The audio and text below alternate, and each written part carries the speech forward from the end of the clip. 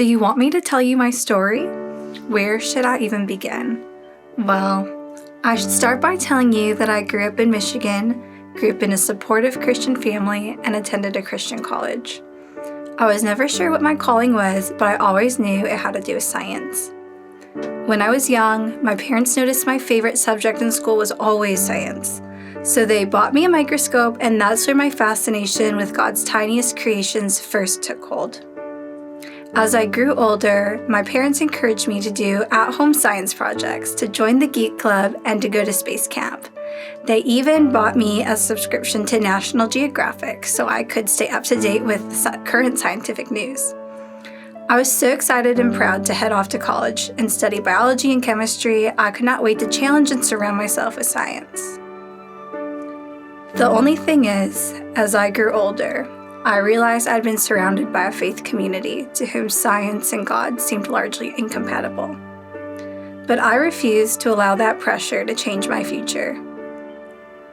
To tell you my story, I should tell you that when I was in college, God revealed himself to me as I stared at cancer cells under the microscope. God also revealed himself to me through the long discussions me and my best friends shared while crammed in our mentor's office, learning by example how to be both a great scientist in the lab and a spiritual leader in the church. Through all this, I came to understand that God doesn't just want to save my life so that I can go to heaven when I die. He wants to restore me, you, and the rest of his beloved creation right now.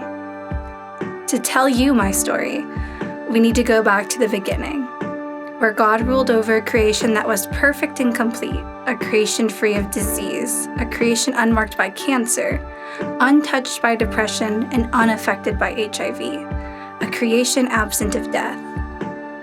Then sin entered the world. Death became all too real, and we walked away from God's goodness to pursue our selfish ambitions. We live in a world where sickness, heartbreak, storms, disasters, poverty, hunger, injustice, and death are all a part of our reality. But God never intended it to be that way. To tell you my story, I should tell you about Jesus, who came to redeem humanity and equip the church to participate with him on his mission to restore all of creation, to bring home to him all that has been lost to sin. I should tell you that today, I know that it was God that opened the doors and paved the way for me to become a scientist. Every single day, I am honored to see the most intricate details of God's creation, and I'm also proud to play a role in the development of drugs to treat HIV.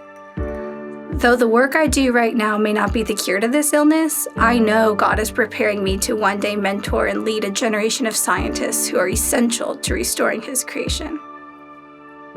Now, not everybody becomes a scientist, so that's not my point. My point is that God is at work in the world as he continues to restore and repair all that is broken, and he calls his people to join him in building his kingdom. That is why we pray together, your kingdom come, your will be done, on earth as it is in heaven.